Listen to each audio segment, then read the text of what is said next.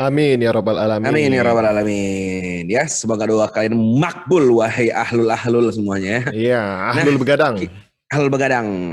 Oke, sekarang mari kita panggilkan seseorang yang terkenal dengan nafsunya yang tinggi.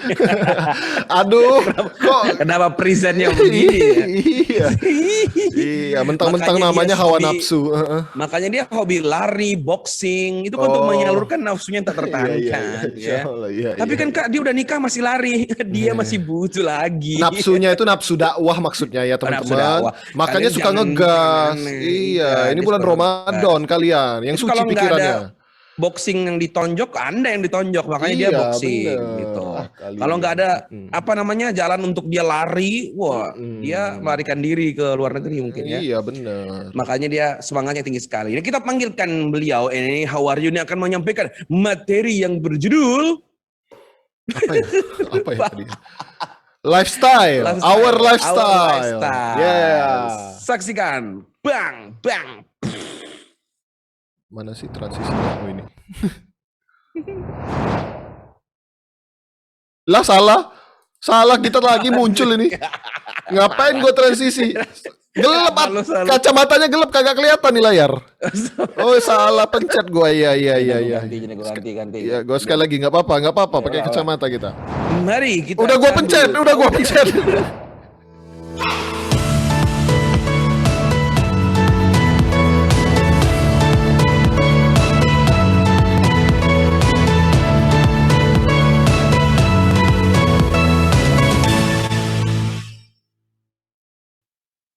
Oke, assalamualaikum warahmatullahi wabarakatuh. Apa kabar teman-teman? Semoga sehat selalu, semoga selalu dalam lindungan Allah Subhanahu Wa Taala. Alhamdulillah, pada kesempatan kali ini aku diamanahin sama tim Yuk Ngaji untuk sharing tentang our lifestyle.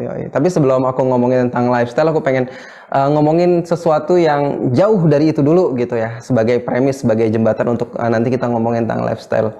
Yang pertama, aku pengen tanya, sebenarnya apa sih yang kita cari di dunia ini? Karena apa yang kita cari itu nanti akan berhubungan dengan lifestyle dan gaya hidup kita gitu. Contoh ya, kalau misalnya orang-orang non-muslim itu mencari harta gitu ya, muslim juga mencari harta, tapi muslim harusnya memiliki tujuan yang berbeda dalam mencari harta itu. Begitupun juga ketika muslim makan, ketika seorang muslim makan, orang kafir juga makan, orang non-muslim juga makan, tapi orang muslim itu makan dengan tujuan yang berbeda. Tujuan orang muslim makan adalah pertama untuk bersyukur pada Allah Subhanahu Wa Taala. Makanya setiap kita makan kita harus berdoa dulu kan ya. Berdoa itu adalah salah satu tanda bahwa kita tuh mensyukuri makanan yang pengen kita makan, dan kita sadar bahwa ini adalah datangnya dari Allah. Ketika kita makan, niat kita juga bukan cuma sekedar untuk kenyang atau menikmati kelezatan yang ada di makanan itu, tapi untuk setelah kita makan itu untuk energi yang kita dapat dari makanan itu untuk beramal soleh, untuk lebih taat lagi dalam beribadah gitu.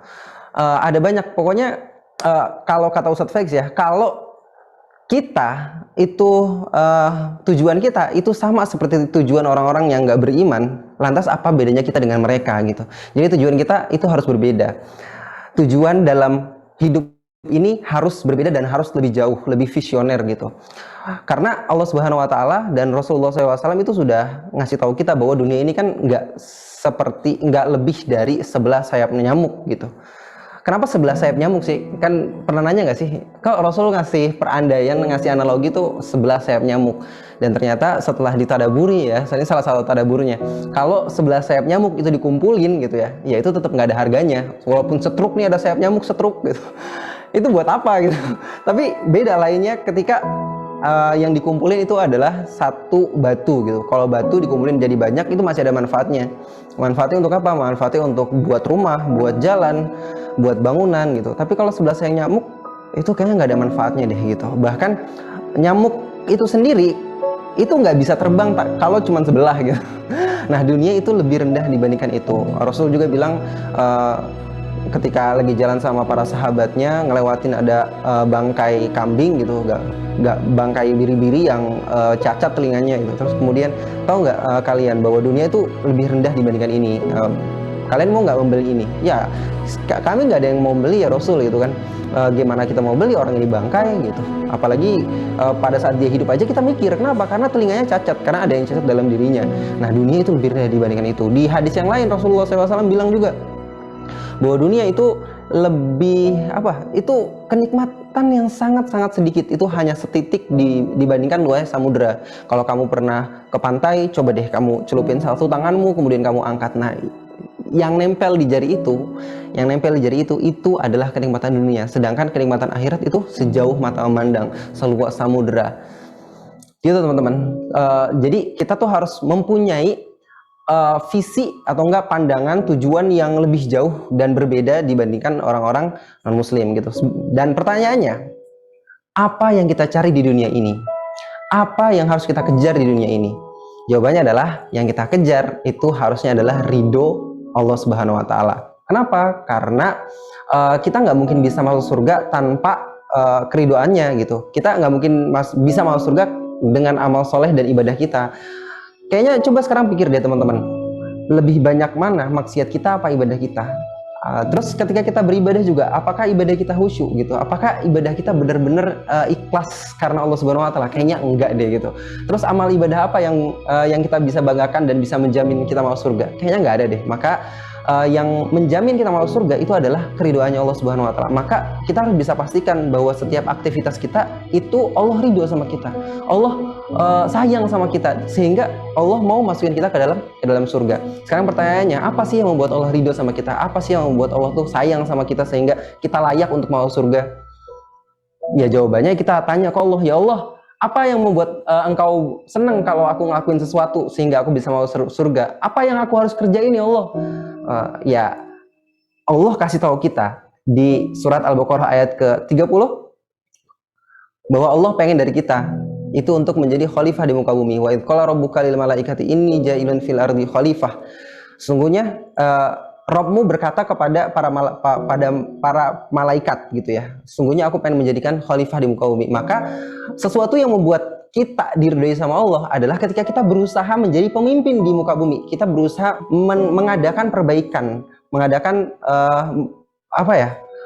menyelesaikan masalah-masalah yang ada di muka bumi ini. Kita jadi kalau bahasa kerennya tuh kita berusaha menjadi the guardian of the earth gitu.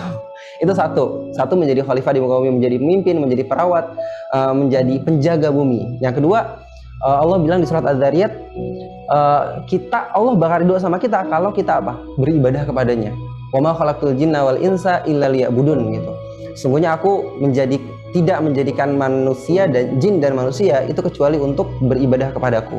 Nah, dari dua hal yang Allah ridhoi ini itu kayaknya saling bertolak belakang ya. Padahal mah enggak teman-teman. Allah nyuruh kita untuk menjadi pemimpin, Allah juga menyuruh kita untuk beribadah. Kok bertolak belakang ya? Padahal enggak. Kenapa? Karena kita baru bisa akan beribadah secara total, secara maksimal, secara keseluruhan ketika kita bisa menjadi pemimpin di muka bumi ini. Kita baru bisa akan menerapkan apa yang Allah ridhoi sama kita itu di level individu, di level masyarakat, dan di level dunia bahkan ketika kita menjadi khalifah di muka bumi, ketika kita menjadi pemimpin di muka bumi. Terus pertanyaannya, ini kan tugas yang sangat berat ya gitu ya. Gimana cara untuk memulainya? Cara memulainya adalah dengan berdakwah. Kenapa berdakwah? Karena dengan berdakwah kita bakal mendapatkan investasi pahala yang nggak akan putus-putus. Rasul bilang ada 3 hal yang nggak membuat amal seorang itu putus kan. Yang pertama adalah anak yang soleh, yang kedua sedekah jariyah, yang ketiga ilmu yang bermanfaat. Dan ketika kita berdakwah kita kan menyebarkan ilmu yang bermanfaat kan ya. Nah, ketika kita menyebarkan ilmu, kemudian orang lain menyebarkan ilmu yang sudah kita sebarkan, maka kita mendapatkan pahala yang nggak dikurangi sedikit pun. Rasul bersabda, "Mandala ala khairin falahu mithlu ajri fa'ilihi." Barang siapa yang menunjukkan satu kebaikan, maka kebaikan itu akan menjadi miliknya tanpa dikuranginya sedikit pun. Coba bayangin kalau kita nge-share sesuatu kebaikan, misalnya bacaan Al-Fatihah yang bener aja, terus kemudian orang ini nge-share bacaan Al-Fatihah yang benar juga kepada orang lain, kepada keluarganya, kepada kakak adiknya, kita bakal mendapatkan banyak banget benih-benih pahala itu untuk diri kita tanpa dikurangi sedikit pun. Pengen gak sih? Kan kita pengen ya financial freedom gitu, santai di rumah tapi duit tetap datang. Nah, pengen gak sih pahala freedom gitu? pahala yang datang tanpa putus-putus gitu. Itu adalah sesuatu yang apa ya, yang aku pribadi aku cita-citakan gitu. Dan ini menjadi salah satu jalan pintas kita untuk meraih ridhonya Allah Subhanahu wa taala. Maka jadikanlah dakwah ini sebagai poros kehidupan, ibaratnya kayak roda ya. Kan roda tuh ya, di situ ada porosnya kan ya. Dunia ini boleh berputar, dunia ini kita boleh ada di atas atau di bawah, tapi dakwah itu harus tetap dilakukan. Kita boleh kaya tapi tetap harus dakwah. Kita boleh miskin tapi tetap harus dakwah. Kita boleh susah tapi harus dakwah. Kita boleh lapang, tapi kita juga harus tetap dakwah gitu. Terus gimana nih agar dakwah kita ini bisa merubah? Kan salah satu tujuan dari dakwah itu adalah merubah kan ya. Caranya adalah yang ngikutin petunjuk Allah Subhanahu wa taala. Allah Subhanahu wa taala bilang di surat Al-Jumu'ah ayat kedua, "Huwallazi ba'atsa fil ummiyina rasulan minhum yatlu 'alaihim ayatihi wa yuzakkihim wa yu'allimuhumul kitaba wal hikmah wa in kanu min qablu lafi dhalalim mubin." Allah Subhanahu wa taala mengutus kepada mereka seorang rasul yang ummi, rasul yang nggak bisa baca dan tulis. Tapi rasul itu mengajarkan yatslu alaihim ayatihi, membacakan ayat-ayat kepada mereka, yatslu alaihim ayatihi wa yuzakkihim, mensucikan mereka dari syirik, wa yu'allimuhumul kitab, mengajarkan kepada mereka kitab, wal hikmah, dan mengajarkan kepada mereka hikmah. Jadi ada 4 step dalam berdakwah, dalam merubah sesuatu gitu ya. Yang pertama yatslu alaihim ayatihi. Kita tuh harus nge-share informasi-informasi yang baik gitu. Yang kedua, wa yuzakkihim, menyingkirkan mereka dari kesyirikan-kesyirikan. Wa yu'allimuhumul kitab, mengajarkan kepada mereka halal dan haram. Wal hikmah, kemudian kita ajarkan kepada mereka hikmah. Ini adalah tahapan dakwah, tahapan merubah orang. Walaupun sebenarnya ya tugas kita kan bukan untuk merubah ya, tugas kita ya share gitu. Perkara berubahnya orang atau enggak ya itu kehendaknya Allah Subhanahu wa taala gitu. Tapi kita harus maksimal dalam dakwah itu, kita harus ngikutin step-step ini. Dan kalau dalam teori perubahan, asik. Teori perubahan ini teorinya Ustadz Husain ya, bahwa orang itu berubah dari informasi. Kemudian menjadi informasi yang dikasih, diasup terus-menerus itu akan menjadi keyakinan. Keyakinan itu akan menjadi tindakan. Tindakan itu akan menjadi behavior, kebiasaan, habits gitu ya. Jadi kalau misalnya kalau misalnya ada orang yang misalnya kelakuannya buruk, kelakuannya bejat, yang diomongin cabul gitu ya, ya itu sudah bisa dipastikan informasi yang dia lihat dan dia dengar itu informasi-informasi cabul gitu, sehingga membuat keyakinan mereka ketika melakukan sesuatu yang negatif itu ya benar-benar aja. Terus kemudian itulah yang mendorong dia untuk melakukan hal-hal yang negatif.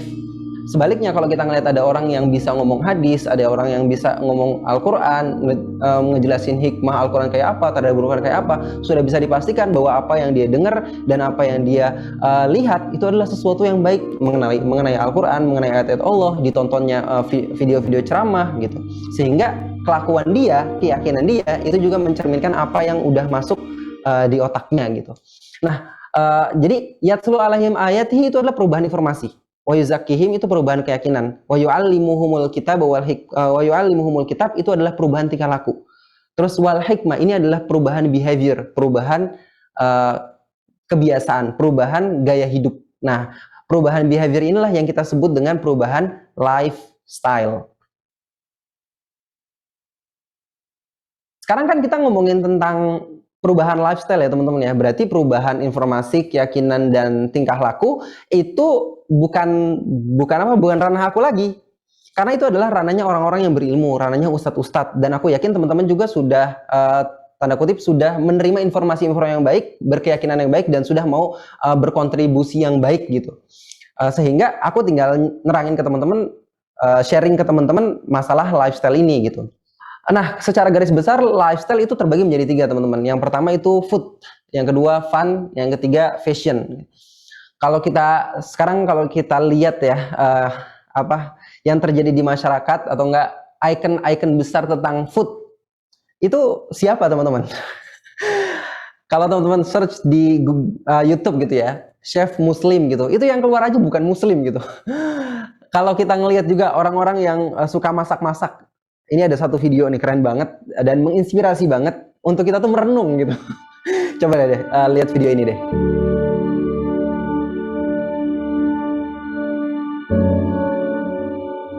video itu tuh ketika aku ngeliat video itu, ya Allah, kok bisa ya ada orang yang melakukan hal seperti itu gitu, terus followersnya banyak, ratusan ribu, terus YouTube-nya juga jutaan, dan setiap videonya itu ditonton 4 juta, 5 juta, 6 juta. Itu kan artinya yang food yang dikonsumsi atau enggak yang menarik bagi masyarakat kebanyakan itu adalah yang kayak gini gitu. Mereka cuman pengen ngelihat keseruannya, kemudian yang penting enaknya, yang penting gue kenyangnya gitu. Tidak memperhatikan ini halal apa haram, ini baik enggak buat tubuh kita gitu. Ini lifestyle yang beredar di masyarakat gitu. Tapi kalau kita ngelihat misalnya, ada nggak sih orang yang membawakan lifestyle yang Islami gitu? Ada. Kalau kita lihat misalnya Dr. Zaidul Akbar gitu ya. Beliau ngomongin tentang JSR. Ini loh yang disunahkan sama Rasul, ini loh yang baik, ini loh yang halal, ini loh yang thayyib gitu. Kita makan tuh bukan cuman hanya yang kita bukan hanya yang halal, kita juga makan tentang yang thayyib gitu. Karena apa yang kita makan itu berpengaruh banget sama diri kita, berpengaruh banget sama tingkah laku kita, bahkan berpengaruh banget sama doa-doa kita gitu. Kalau makanan kita nggak thayyib, makanan kita nggak halal, ya doa-doa kita itu berpotensi nggak terkabul, teman-teman. Ada banyak hadis yang menjelaskan tentang itu. Nah sekarang kita punya icon orang yang menjelaskan lifestyle tentang makanan, dan kita juga di satu sisi kita ngelihat ada icon yang menjelaskan tentang makanan yang buruk gitu ya. Pertanyaannya, seberapa besar sih orang yang membawakan lifestyle kebaikan pada makanan ini? Apakah lebih viral dibandingkan yang buruk ini gitu? Enggak, teman-teman. Apakah lebih banyak viewersnya dibandingkan yang ini? Enggak, teman-teman. Nah, itulah fenomena yang terjadi di masyarakat tentang food. Berarti kita punya banyak banget PR, teman-teman, untuk mengedukasi masyarakat tentang lifestyle food ini. Yang kedua, kita ngomongin tentang fun. Pertama food, yang kedua fun. Sekarang coba kita lihat di media-media gitu, di televisi, di YouTube, di media sosial lainnya gitu. Selalu kalau kita pengen fun, ya arti fun adalah kita tuh bisa mengekspresikan diri kita sebebas-bebasnya, segila-gilanya gitu ya. Yang penting gue happy, yang penting gue seneng, bodo amat gitu ya. Apa kata agama bodo amat gitu, yang penting gue happy. Makanya kalau orang pengen seneng gitu ya, perginya ke klub malam, kemudian di sana having sex, kemudian di sana mabok gitu ya. Padahal kalau dalam Islam, fun itu harusnya membuat kita itu lebih dekat pada Allah Subhanahu wa taala gitu. Makanya Rasul memberikan fasilitas-fasilitas kepada kita agar fun kita itu lebih mendekatkan diri kita pada Allah. Contohnya apa? Contohnya ada berenang gitu. Berenang itu membuat kita fun, membuat endorfin kita, kalau olahraga ya, membuat endorfin kita naik sehingga membuat kita bahagia. Berenang, memanah, berkuda, terus kemudian apa lagi? Ada hal-hal yang ada hal-hal yang boleh berlama-lama, membuang-buang waktu, kecuali dalam 2 hal. Satu, berkuda. Yang kedua itu bermain bersama istri. Jomblo jangan denger dulu. Nah ada banyak banget kayak misalnya gulat. Kan itu kan olahraga yang membuat kita fun, teman-teman. Bukan hanya membuat kita fun, tapi membuat kita juga sehat.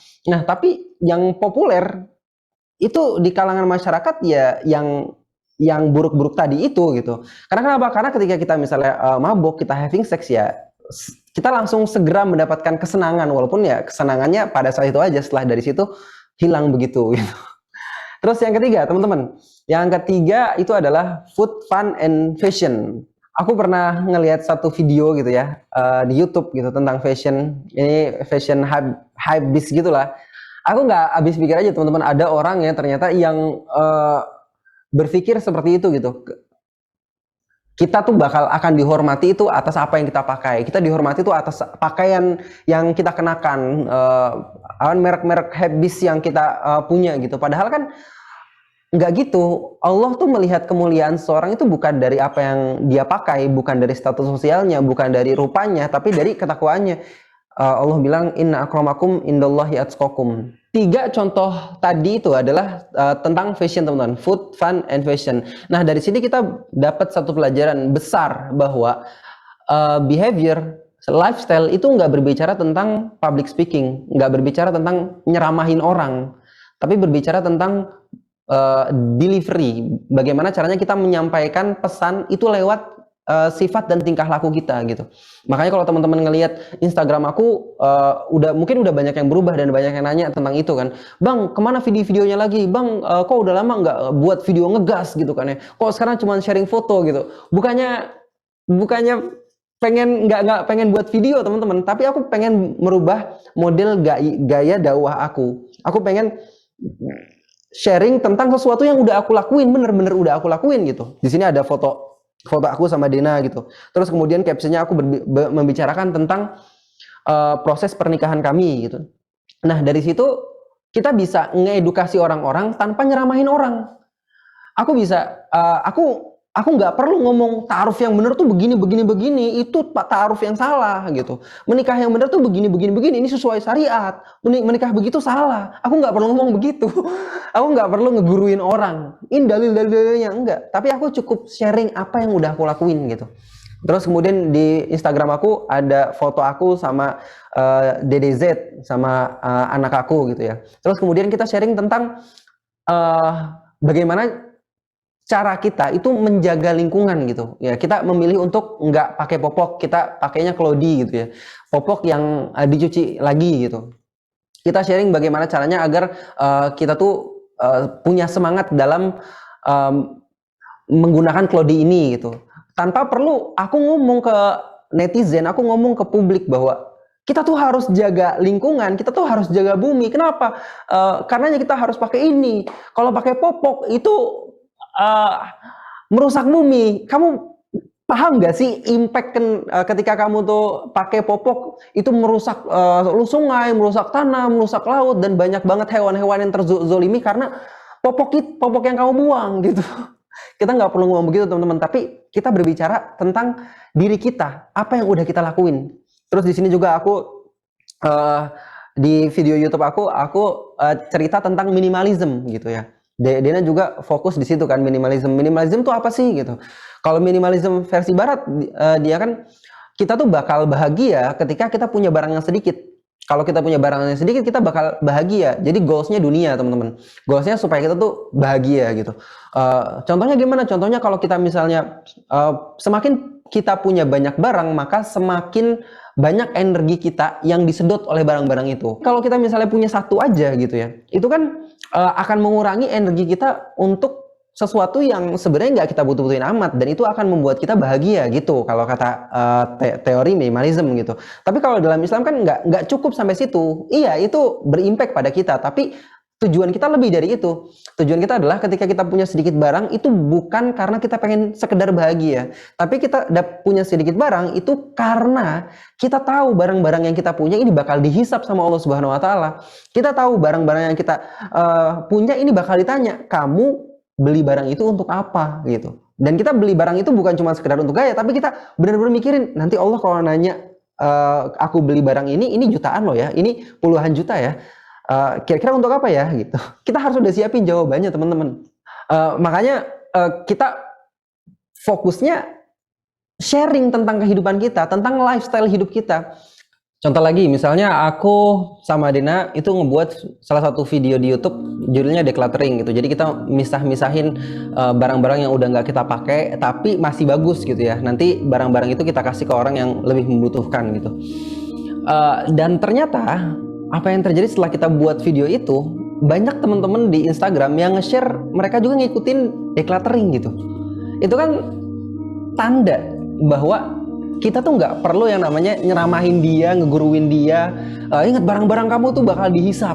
Kamu tuh harus hati-hati dalam membeli barang gitu ya. Kita nggak perlu ceramah begitu. Kita cukup tunjukkan bahwa ini yang kita lakukan. Nah, dengan kita menunjukkan bahwa kita melakukan sesuatu, orang-orang bakal ngikutin itu. Dan itu juga kan yang dilakukan sama orang-orang yang tanda kutip menunjukin hal-hal yang buruk. Orang-orang tuh nggak sadar ketika dia nontonin orang lagi berbuat hal yang buruk, secara otomatis itu wah terinspirasi gue untuk melakukan hal buruk. Nah, padahal mereka nggak nyeramahin kan.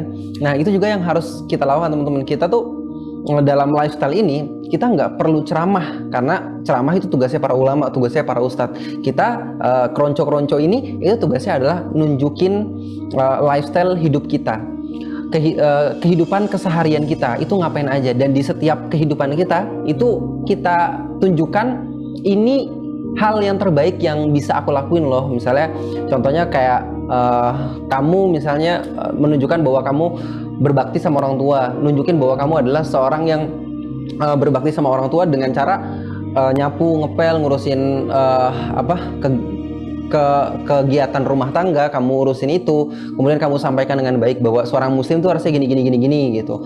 Kalau kamu misalnya seorang yang lagi kuliah, kamu sharing tentang pembagian manajemen waktu kamu, pagi kamu begini, siang kamu begini, sore kamu begini. Ketika kamu misalnya lagi olahraga, kamu bisa share juga, itu kan bagian dari fun ya, bahwa olahraga itu menyehatkan loh, olahraga itu kita niatkan sebagai ibadah loh. Itu tanpa kita ngeguruin, fun yang diajarkan sama Rasul tuh begini, tanpa perlu kita ngomong begitu teman-teman. Orang-orang bisa terinspirasi untuk ngikutin hal yang sama yang kita lakuin teman-teman. Jadi dari sharing aku tentang lifestyle ini, aku berharap teman-teman berbagi keseharian teman-teman yang itu sudah baik menurut Islam gitu. Kita nggak berbicara tentang ria ya, kita nggak berbicara tentang ujub gitu. Insya Allah kalau kita terus ngelakuin itu, kita sharing tentang kebaikan itu, insya Allah itu bakal hilang dengan sendirinya. Karena ria nggak ria itu masalah habits juga sih gitu. Jadi itu aja yang pengen aku sampaikan kepada teman-teman, semoga bermanfaat. Assalamualaikum warahmatullahi wabarakatuh. Bye.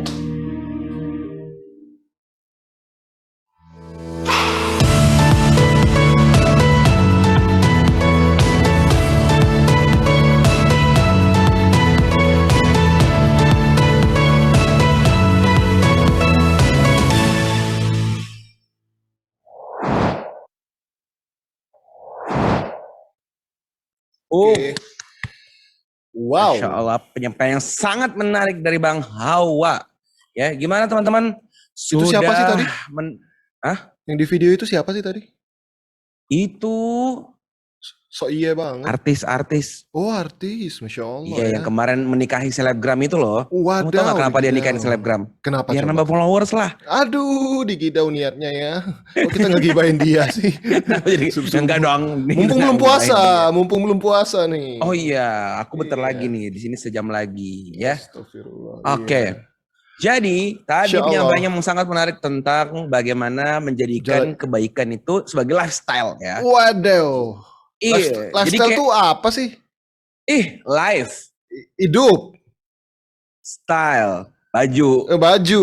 Jadi Iya. jualan baju, wajar aja jualan Iya, baju dia. gimana caranya jualan baju yang baik-baik ya, Iya. dibikinlah tulisan mari ke Iya. masjid kayak gitu. Bener. Nah, ya udahlah, tadi itu bagus sih, menarik sih. Soalnya kalau udah jadi lifestyle, kita auto baik.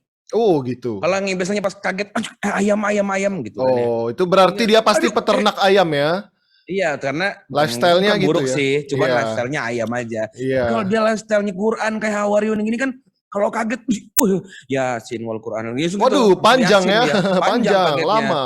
Lama, tapi Aduh. namanya kan anak Quran. Oh gitu. Nggak boleh ya. dipotong-potong, nanti menghilangkan makna. Wah, Oh gitu, Masya Iya. Allah ya, ribet jadinya ya. ribet, makanya. Ya udah bener jadi ayam aja tadi. Iya. Ada panah lu bagus juga ya. Iya, Lu nanti aku sunah mau sekali ya. Ustadz Imar. Aku ceritanya dari tadi tuh menunggu waktu untuk ini live ini sambil belajar memanah. Jadi aku Wah, lagi mulai sunah tertarik nih sama sekali panahan. kamu. Iya, Ya. luar biasa. Ha! Waduh, aduh, ditembak beneran lagi.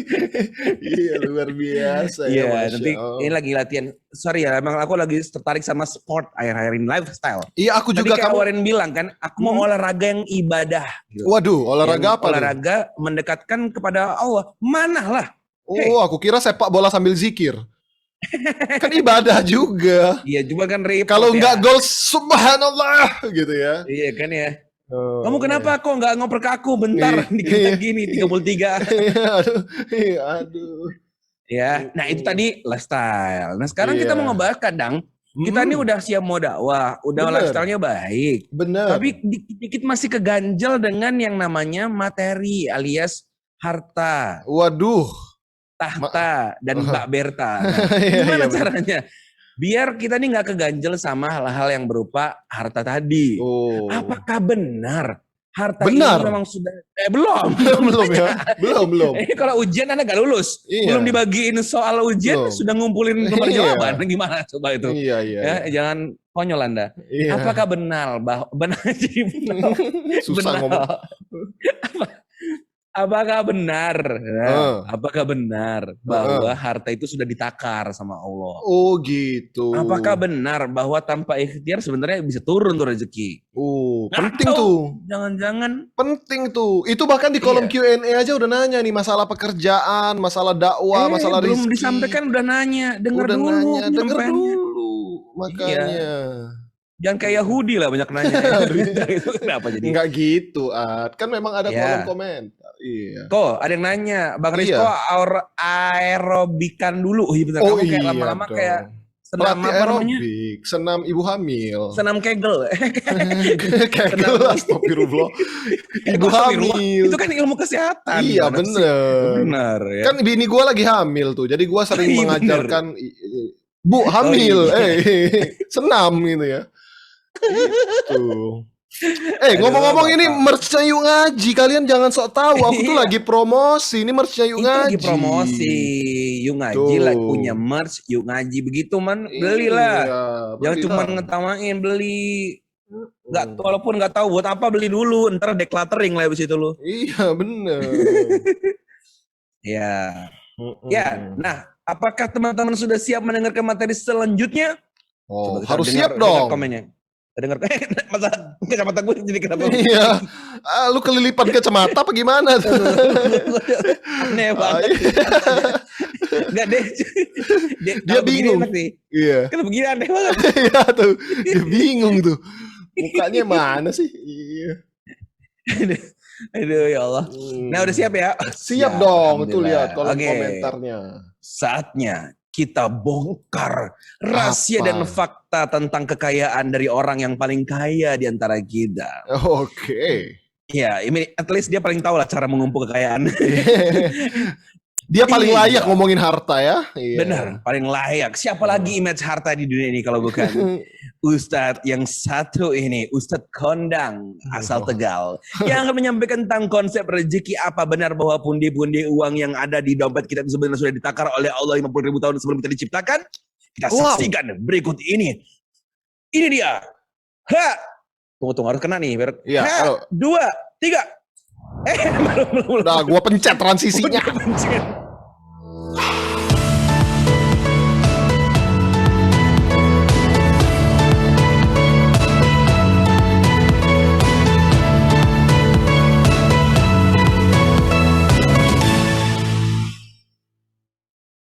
Bismillahirrahmanirrahim. Assalamualaikum warahmatullahi wabarakatuh. Alhamdulillahi binikmatihi tatimmus shalihat. Asyhadu alla ilaha illallah wa asyhadu anna Muhammadan abduhu wa rasuluhu la nabiyya ba'dah. Teman-teman, hari ini kita mau diskusiin sesuatu yang sangat penting, sangat urgent, bahkan bisa dikatakan ini akan menghabiskan sekitar sepertiga hari kita. Kalau kalian dewasa nanti, atau kalau yang sudah dewasa pasti sekarang hampir sepertiga hidup kita. Nggak pasti sih, tapi sebagian besar orang sepertiga hidupnya habis urusan rezeki. Rezeki ini adalah sesuatu yang penting untuk betul-betul didudukkan definisinya, penjabarannya, agar kita tidak habis untuk urusan rezeki. Kenapa? Karena banyak orang yang memenjarakan dirinya dengan konsep-konsep rezeki